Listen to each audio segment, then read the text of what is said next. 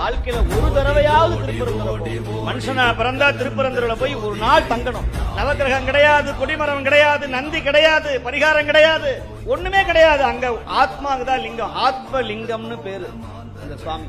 அப்படியே புழுங்கரிசி சாப்பாடு அப்படியே கொட்டி அந்த ஆவிக்கு தீபாராதனை காட்டுவாங்க. ஆவி உடையார் ஆவுடையார். நம்முடைய ஆவியை உடையவர் அந்த ஆவுடையார்.